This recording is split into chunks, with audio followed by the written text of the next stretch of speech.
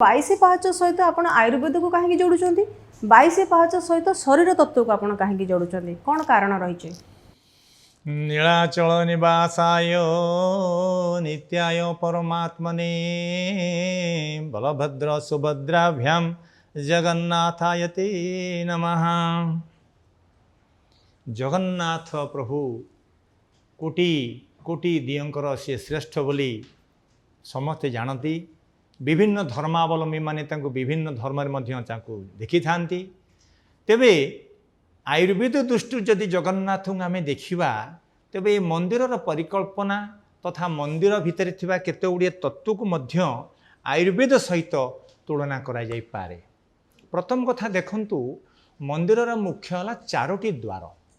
ये 4टी द्वार को समस्त जानती धर्म अर्थ काम एंड मोक्ष बा सिंह द्वार अश्वद्वार व्याघ्रद्वार एवं हस्तिद्वार। मनीषर ये 4टी जो धर्म अर्थ काम मोक्ष ये 4टी जिनसर आवश्यकता रही। आयुर्वेद शास्त्र कहुई धर्मार्थ काम मोक्षाणाम आरोग्यम मूलमुत्तमम।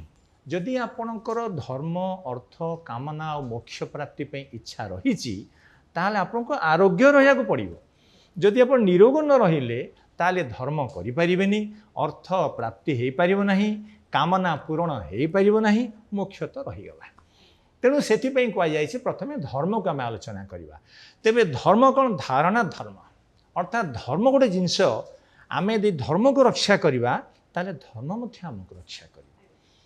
तेणु धर्म को किमित रक्षा करा जाए ना मनीषर शरीर सृष्टि एवं तार विलय ये जगन्नाथ संस्कृति रे ही रही।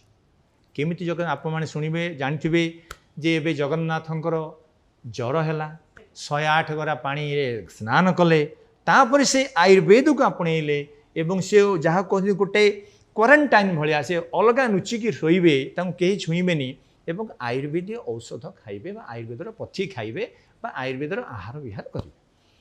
तेणु ये जो कल्पना करा जाई पारुची ताले आपण चिंता करंतु जे गोटे मनुष्यर शरीर सृष्टि होवाई आयुर्वेद रे आमर 25टी तत्वर माने वर्णना करा जाय। 25टी तत्व कौन ना से 25टी तत्व भितर होउचंदी किए से ना 25 तत्वात्मक पुरुष अर्थात गोटे पुरुष बा गोटे सृष्टि बा गोटे कौनसी व्यक्तिर जदि कौनसी हम गणित करवा सूक्ष्म स्तर रे ताले सेटा होची आपनकर 25टी फैक्टर बाहर। जो 25टी फैक्टर टाकू आम जदि कंपेयर करवा जगन्नाथ मंदिर सहित ताले पूरा खाप खाई। देखंतु जदि विश्वास हिसाब से आस्थार भगवान सी आयुर्वेद गोटे आस्थार विज्ञान। तेणु विज्ञान आ भगवान आस्था दुईटा आस्था को आम गोटे जगह